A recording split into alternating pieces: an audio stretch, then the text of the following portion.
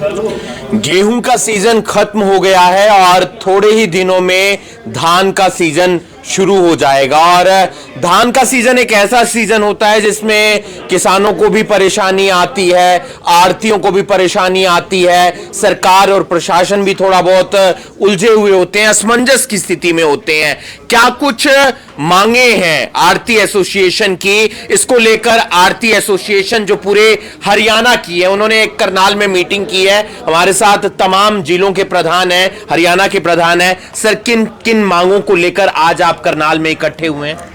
सरकार से बहुत समय से हम जो सरकार हमें दे रही थी वो चीज़ हमारे से छीन रही है। जैसे 2.5% आर्थ हमारे से पिछले 40 साल से 2.5% आर्थ मिल रही थी, परंतु उसमें कटौती करके, सरकारी परचेज के अंदर कटौती करके उसको जैसे गेहूं के अंदर 51 रुपये बनते थे, परंतु सरकार 46 रुपये के ऑर्डर जारी कर दिए गए, जिससे पूरी नाराज़गी है सभी आढ़तियों की। और सरकार इन ऑर्डर को वापस ले और हमारी 2.5% पूरी आढ़त दे। दूसरा, हमारे पास जो पेमेंट हमारा जिम्मेदारों से लेन देन है और हमारा उनसे रिलेशन है। हम वो जो पैसा फसल का है वो उसके किसान के खाते में जाता है, परंतु हमें किसान से कोई वो नहीं है। अगर किसान अपने खाते में लेना चाहे तो सरकार उसको दे, परंतु अगर सहमति अपनी वो दिखाए कि वो मेरा पैसा अर्थ के खाते में जाना चाहिए तो वो उसके खाते में जाना चाहिए। ऑप्शन होनी चाहिए।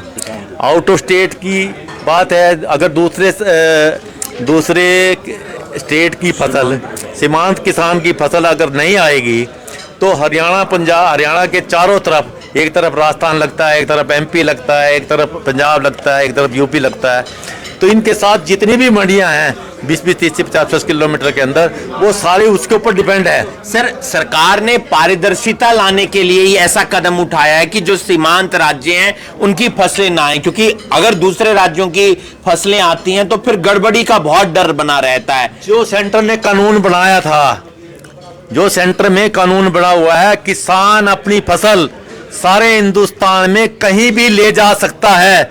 अगर वो एक्सपोर्ट करना चाहे तो एक्सपोर्ट लाइसेंस की भी जरूरत नहीं है, उसको लागू किया जाए।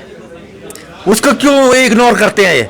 ये अपने अपने स्टेट कानून बनाते हैं, इनको कानून बनाने के कोई हक नहीं। उन्होंने पार्लियामेंट के अंदर पास हुआ है, किसान कहीं भी सारे हिंदुस्तान के अंदर ले जा सकता है अपनी फसल को। आपको लगता है कि अगर मांगे नहीं मानी गई तो फिर आपका अगला कदम क्या होगा? क्योंकि आज तो आपने एक मीटिंग की है, उसके आगे आप कहां तक सरकार के नुमाइंदों तक जाएंगे?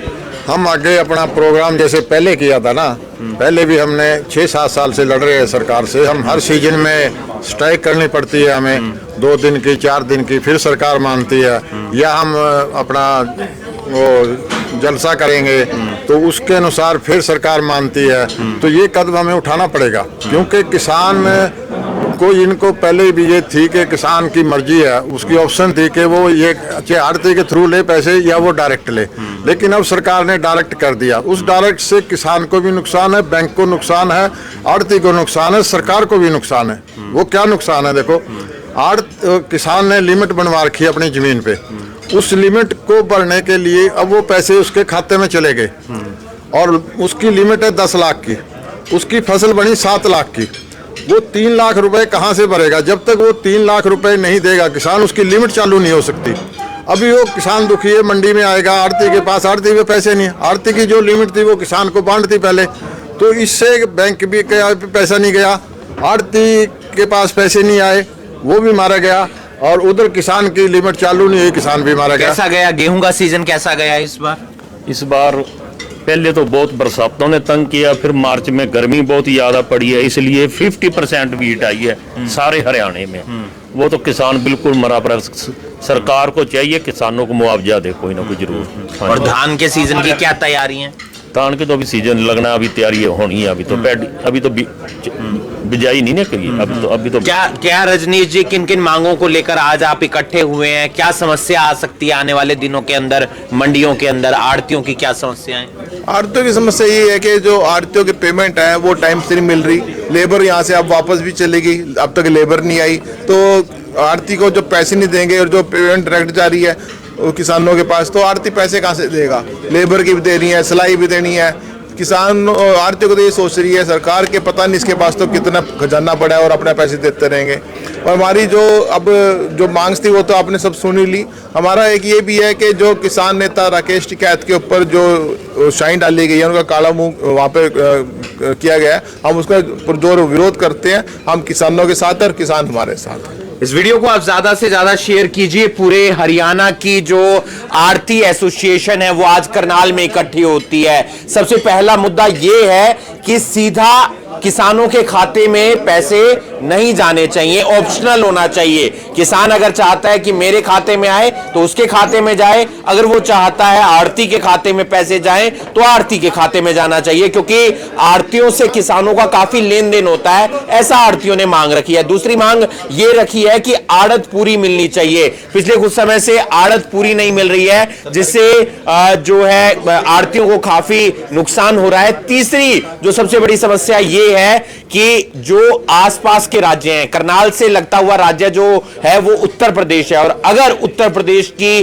फसल चाहे वो गेहूं हो या धान हो अगर हरियाणा में करनाल में नहीं आएगी तो आड़तियों का कहना है कि उससे हमें काफी नुकसान होता है। और देश के अंदर कानून यही है कि किसान अपनी फसल कहीं पर भी जाकर बेच सकता है। सरकार ये कहती है कि हम पारदर्शिता लाने के लिए ऐसा विकल्प लेकर आ रहे हैं, लेकिन आड़ती इससे नाराज है। इस वीडियो को आप ज्यादा से ज्यादा शेयर कीजिए। देखना यह होगा कि क्या आड़तियों की मांगों पर सरकार विचार करती है या फिर आड़ती इसी तरीके से अपनी आवाज बुलंद रखते हैं। इस वीडियो को आप ज्यादा से ज्यादा शेयर कीजिए और बाकी तमाम खबरों के लिए आप जुड़े रहिए करनाल ब्रेकिंग न्यूज के साथ।